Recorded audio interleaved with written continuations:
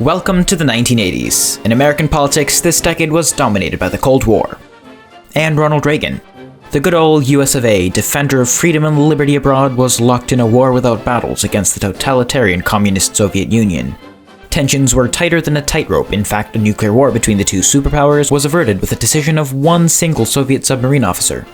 One particular instance of a nuclear close call, though, involved Ronald Reagan cracking an off-the-record joke. And maybe vodka?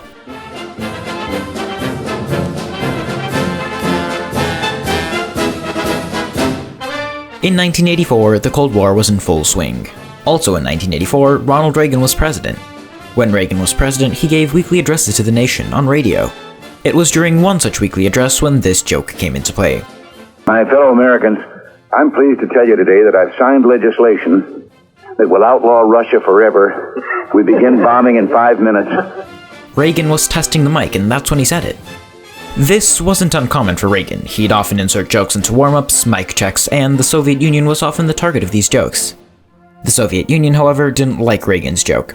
Well, to be fair, the Soviet Union didn't like jokes in general. Back to the joke.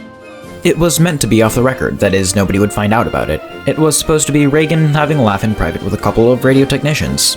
Except it wasn't. By August 13th, 2 days after the joke was first said, the audio tape of the joke was leaked to the public. How did this happen? Well, when Reagan was making the joke, a live feed was still being transmitted to various radio stations across the country. The reaction to the joke? Reagan's challenger in the 1984 presidential election, Walter Mondale, said of the joke, "A president has to be very, very careful with his words." Internationally, the Soviets, being Soviets, didn't like the joke. Their reaction was pretty negative.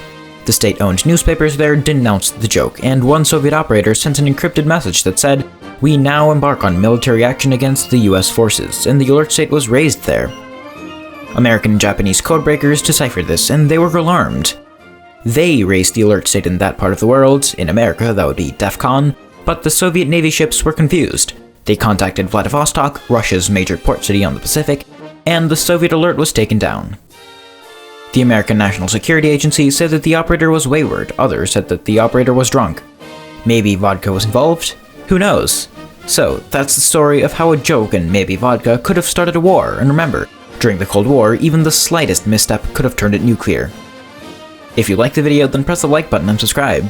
If you didn't like the video, then press the dislike button twice, and then, for good measure, press the like button and subscribe. Thank you for watching Explained. New videos every other Friday.